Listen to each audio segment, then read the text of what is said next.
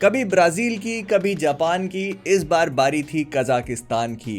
कहीं ना कहीं से स्पाइडरमैन का कुछ ना कुछ निकल के आ ही जाता है, फिर चाहे वो कोई सा भी पार्ट हो। अनसरप्राइजिंगली इसमें सोनी का कभी इन्वॉल्वमेंट नहीं होता। क्या हुआ है मैं आगे बताऊंगा। फिलहाल शुरू करते हैं टॉम क्रूज के साथ में। कहा जा रहा है कि इनको इनविंसिबल के लिए एक ऑफर मिला था, लेकिन भाई ने रिजेक्ट कर दिया। I am not surprise to be honest. अगर इस आदमी को वॉइस 8 बार दौड़ के, 6 बार पहाड़ से कूद के, 3 बार ट्रेन पे लैंड करके और अपने दोनों घुटने फुड़वाने की देनी होती ना, तो अभी तक संकेत मात्रे को पीछे छोड़ देता। फिर लुइस पुलमैन, जो कि एमसीयू में सेंट्री या फिर बॉब का रोल प्ले करते हैं, उन्होंने रिसेंटली कहा कि एवेंजर्स डूम्सडे जो है वो सिर्फ एक कैमियो फेस्ट नहीं है। इसमें रूसोज ने एक बहुत ही केयरफुली हर चीज को प्लान किया हुआ है, जहां पर हर कैरेक्टर्स के अपने मूवमेंट्स है और कोई भी बस नाम के लिए फिल्म में नहीं है। उनका कहना पड़ता है कि रूसोज ने एक्टर्स के ऊपर फुल ट्रस्ट कर रखा है कि कैरेक्टर्स जो वो प्ले कर रहे हैं उनसे अच्छे से कोई नहीं जानता। इसी वजह से अगर कोई चेंजेस होते हैं या कुछ भी चीजें, मतलब फीडबैक के लिए रूसोज वेर ऑलवेज ओपन। तो पुलमैन भाई, आपकी बात मैं समझ सकता हूँ बहुत अच्छी तरीके से कि आपको सीक्रेट वॉर्स में भी जगह बनानी है, उसके आगे रूसोज जो प्रोजेक्ट बनाएंगे तो थोड़ी ग्लेजिंग वगैरह करनी पड़ती है। लेकिन एक बात पहली लाइन से क्लियर हो जाती है कि कैमियोस तो होंगे। फिर असासिन्स क्रीड की लाइव एक्शन सीरीज के ऊपर काम शुरू हो चुका है, मतलब इसकी फिल्मिंग प्रोडक्शन में जा चुकी है, if you can call it that. इसकी मोस्टली कास्ट यूरोपियन है और कौन सी सेटिंग को फॉलो करेगी, कौन से गेम की कहानी दिखाई जाएगी, इस पर कोई क्लैरिटी नहीं है। लेकिन जो एक बहुत ही वेग स्टेटमेंट निकल के आया ना, वो मैं तुमको बता देता हूं। The team has carefully crafted an epic adventure that both honours the legacy of Assassin's Creed franchise and invites long-time fans and newcomers alike to experience the thrill of brotherhood as never before। समझे? नहीं समझे तो मैं बता देता हूं। कहानी नई होगी, लेकिन पुराने कुछ कुछ ईस्टर एग्स ड्रॉप करके नॉस्टैल्जिया क्रिएट करने की कोशिश भी करी जाएगी, ताकि वो जो 2-4 फैंस बचे हैं ना, जो इनको गाली नहीं बकते हैं, वो थोड़ा एंजॉय कर ले। मॉकटेल पे go for it he they they. Speaking of which, अगर मॉकटेल का एक्सपीरियंस एंजॉय नहीं कर रहे हो तो आई वुड mocktail.in, मतलब मेहनत भी नहीं, नाम में मेहनत भी नहीं है भाई। फिर अगर फैन कास्टिंग रूमर्स की बात करी जाए तो स्ट्रेंजर थिंग्स में अपने वो कैलेब भाई है ना, तो उसको कास्ट कर लिया गया है माइल्स मोरालेस के रोल में सीक्रेट वॉर्स के लिए, ऐसा बोला जा रहा है। अब इसको मैं कहूंगा कि चुटकी भर नमक नहीं, नमक की बोरियों के साथ में लेके चलना, बिकॉज ये ऐसे ही चलता है भाई। मतलब आज कल को कोई रूमर आ रही है, परसों कोई रूमर आ रही है, बहुत बार तो एक्टर्स की पीआर टीम ये सारे काम करवा देती है ताकि लोगों तक, स्टूडियोज तक ये बात पहुंच जाए और उनको फैन कास्ट देख देख के क्या, चल भाई आ जा। जैसे हमारे रीड रिचर्ड्स की हुई थी ना, वो जो एमिली ब्लंट का पति है, ऑफिस वाला यार। One eternity later. जॉन क्रासिंस्की याद आ गया, अब गूगल नहीं किया मैंने। फिर बैटमैन 2 को लेके कुछ सुनने को मिल रहा है, एंड अगर ये सच होता है, I am going to love this one like crazy भाई। कहा जा रहा है कि बैटमैन 2 जो है वो हॉरर वाले जॉनरा में भी एंटर करने की सोच रही है। मतलब ये लोग फुल ऑन डार्क जा रहे हैं इस मूवी के साथ में। बेसिकली ये लोग बैटमैन, गॉथम, उसके पूरे सीक्रेट्स और वो अपने अंदर क्या क्या हॉरर छुपा के रखता है ना, उन सारी चीजों को एक्सप्लोर करेंगे इस मूवी में। आई am totally up for it. अगर ये उसका आधा, जो मैं सोच रहा हूं, जो मेरा विजन है, अगर ये उसका आधा भी मैनेज कर लेते हैं ना, तुम इमेजिन नहीं, ये you have no idea what they can achieve. Like Batman की हॉरर स्टोरीज बहुत क्रेजी है भाई, बहुत क्रेजी। तुम जितना सोच रहे हो ना एट दिस पॉइंट अपने दिमाग में, उससे भी ज्यादा। फिर मार्वल स्टूडियोज वाले वोल्वरीन और हल्क की फिल्म बनाने के लिए काफी पीछे लगे हुए हैं। इसको लेकर फिलहाल बहुत ज्यादा एंथुजियास्टिक फील मत करना। उसका रीजन बहुत सिंपल है, क्योंकि ये मूवी अगर बनती भी है ना तो बहुत टाइम लगेगा, प्रोबेबली आफ्टर सीक्रेट वॉर्स और समथिंग। एंड इसका रीजन है ना, सबसे बड़ा लफड़ा जो है वो है राइट्स का। मतलब हल्क की राइट्स है यूनिवर्सल के पास में, और वो इतनी आसानी से मार्वल वालों को एक मूवी बनाने नहीं दे सकते। तो as always Marvel is left with no choice. उनको हल्क को एक ऐसी टीम अप मूवी में डालना पड़ता है जहां पर वो प्रोबेबली उसका नाम भी यूज नहीं करते हैं, जैसे थॉर रैग्नारॉक हो गई। तो वोल्वरीन वर्सेस हल्क, इस तरह की हमको कुछ देखने को मिल सकती है, बट अगेन वो वही होगा कि हल्क उसका मेन एंटागनिस्ट होगा या कुछ, मतलब कुछ ना कुछ खिचड़ी पका करके इनको बनाना पड़ेगा, which I am totally up for it. क्योंकि Wolverine versus Hulk is good, लेकिन उसकी कहानी होना भी जरूरी है। बस इस फाइट के ऊपर मूवी नहीं बनाई जा सकती। Wait a minute. फिर एरन पियर, जो हमारे जॉन स्टीवर्ट ग्रीन लैंटर्न है, उनको मैन ऑफ टुमारो में कंफर्म कर दिया गया है। ये बात पहले भी जेम्स गन ने बता दी थी, बट ऑफिशियल कंफर्मेशन अब आ चुका है। और एक मिनट, ये तो जॉन स्टीवर्ट है ना? अगर ये मैन ऑफ टुमारो में आ रहा है और हैल जॉर्डन को अनाउंस नहीं किया, तो क्या इसका मतलब ये है कि लैंटर्न शो में फिर डैन ट्रेचनबर्ग जो कि अभी तक प्रीडेटर जो पूरा रीबूट रिवाइव वगैरह तुम देखते आ रहे हो बैडलैंड्स और प्रे वाला उसके लिए रिस्पॉन्सिबल इंसान, उन्होंने ये कंफर्म करा कि वो गार्डियंस ऑफ द गैलेक्सी के लिए अप्लाई करे थे मार्वल में, लेकिन वो रोल जेम्स गन को मिला। तो अगर इस आदमी को एक कहानी बनाने का मौका मिल जाता तो स्टार लॉर्ड, ड्रैक्स, गमोरा, ग्रूट, रॉकेट, ये सब लोग रोनन से भागकर छुप ही रहे होते जंगल के अंदर। उसमें से रॉकेट को तो वो मार भी डाला। I mean it sounds totally beautiful, लेकिन डिज्नी इसके लिए कभी नहीं मानता। We all know that right.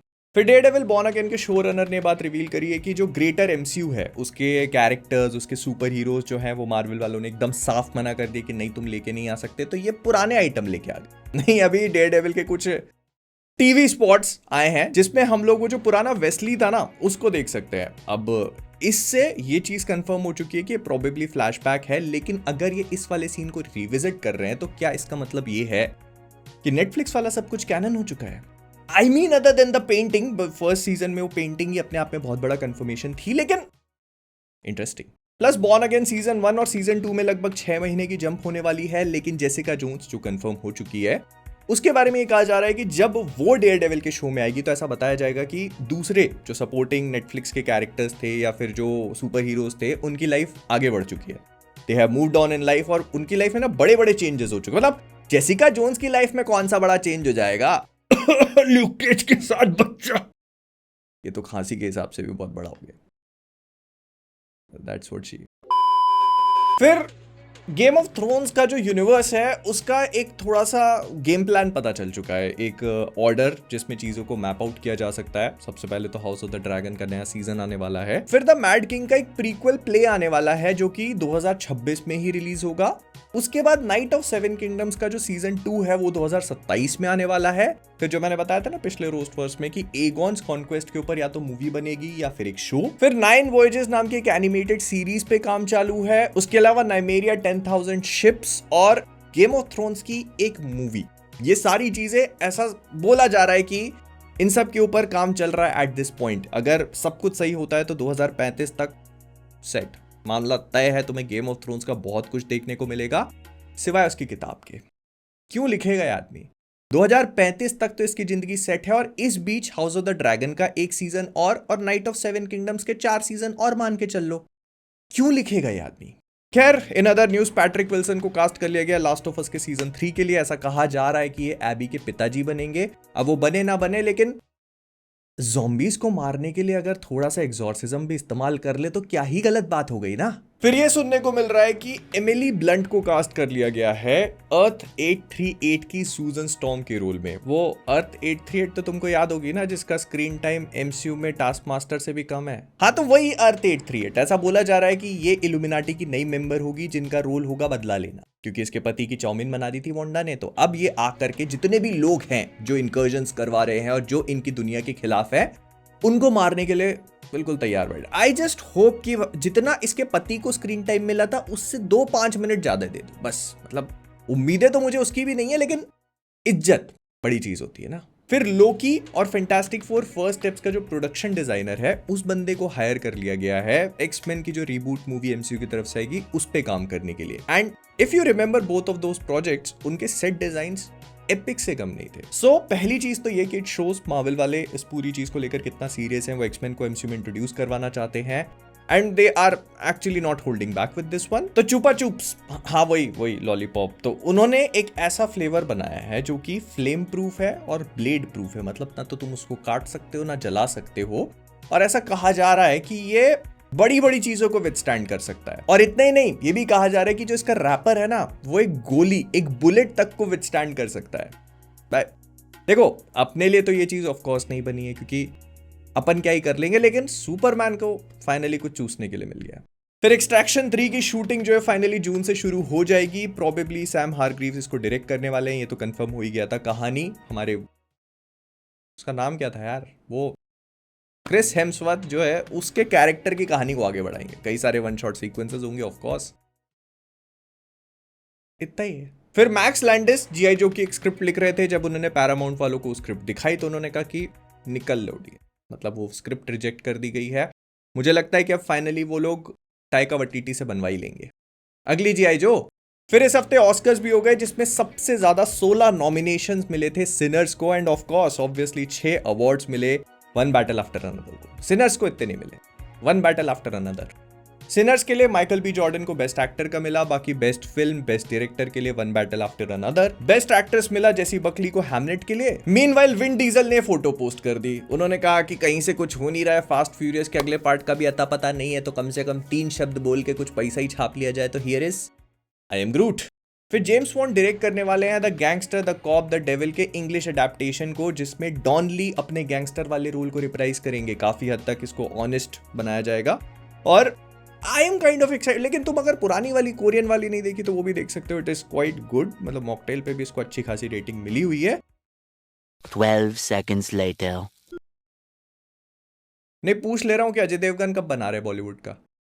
फिर ये सुनने को मिल रहा है कि डूम्सडे में आरडीजे जो है वो अपना मास्क उतारेंगे ही नहीं। मतलब पूरी मूवी हमको ये रिवील किया ही नहीं जाएगा कि इसका चेहरा टोनी स्टार्क जैसा है। No one is going to find out. तो वो जितनी भी थ्योरियाज तुम लेके चल, मतलब मैं लेके चल रहा था ना कि चेहरा निकाले के ये लोगों को मैनिपुलेट करेगा और एवेंजर्स तो सोचेंगे अरे टोनी भाई, वो सब कुछ नहीं होने वाला। That is not going to happen, ऐसा बोला जा रहा है। और अगर तुम इसकी मार्केटिंग मर्च जो भी आके निकल गए ना, थोड़े बिहाइंड द सीन्स वाली चीजें आ रही हैं, तो उससे काफी हद तक कंफर्म हो जाता है, क्योंकि अभी तक किसी भी मर्चेंडाइज में हम आरडीजे के फेस को नहीं देखे हैं। All we have seen is Doctor Doom, उसका वो चोगा लवादा और वो जो चेहरे पे लोहे का मास्क लगाता है, which is good. I am not complaining, I am happy with it. मैं तो यही चाहता हूं, बस वो थोड़ी थ्योरीज आगे पीछे करनी पड़ जाएंगी। एंड एज इफ ये सारी चीजें कम थी, तो अभी अभी रिसेंटली WB वालों ने अनाउंस करा है कि कल रात 9 बजे ड्यून 3 का ट्रेलर ड्रॉप हो जाएगा। ये अनाउंसमेंट इन लोगों ने कुछ कैरेक्टर्स पोस्टर्स के साथ में करा and they all look absolutely fabulous. और क्योंकि हम लोग ट्रेलर्स पे बात कर ही रहे हैं, तो सेकिरो का भी ट्रेलर ड्रॉप हो गया जो एनिमे रिलीज होने वाला है एंड इट लुक्स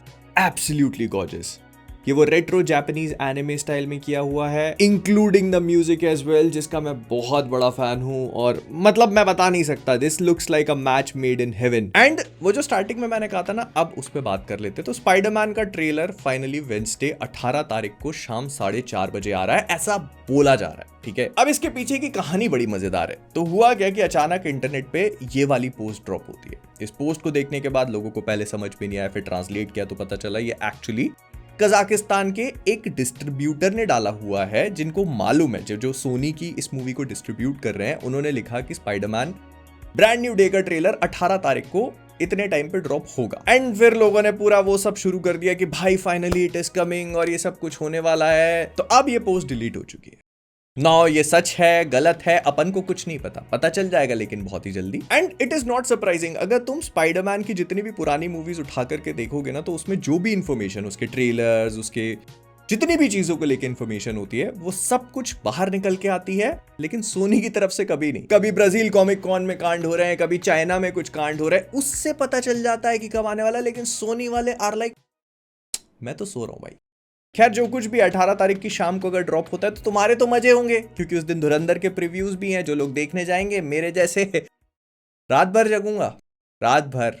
बट यही तो मजा है, वो स्पाइडरमैन का ट्रेलर ही क्या जो सुबह 4 बजे 5 बजे जगाने के लिए मजबूर ना कर दे आप। एंड रिसेंटली टॉम हॉलैंड ने आकर ये अनाउंस कर दिया है कि कल ट्रेलर ड्रॉप हो जाएगा, लेकिन इसको ड्रॉप करने की जो स्ट्रैटेजी है वो बहुत इंटरेस्टिंग है। इसको ऐसा बताया जा रहा है कि ये फैंस रिलीज करेंगे, जो कि बहुत सारे पार्ट्स में होगा, और इसके 2 पार्ट्स तो हमने ऑलरेडी देख भी लिए हैं, जिसमें से एक अमेजिंग फैंटेसी जो स्पाइडरमैन का सबसे पहली कॉमिक बुक थी, उसका कवर पेज है quite literally. I am absolutely loving it by the way. लेकिन दूसरी क्लिप एकदम परफेक्टली बताती है कि धुरंधर और स्पाइडरमैन के ट्रेलर्स कवर करने के बाद जो मेरी हालत होगी उसे। और इसमें ड्यून 3 तो काउंट ही नहीं किया है। सोई आंखों से शूट करेंगे, एडिट करेंगे। मिलता हूं अगले वाले में, होपफुली ब्रेकडाउन के साथ। Bye bye, tata, subscribe.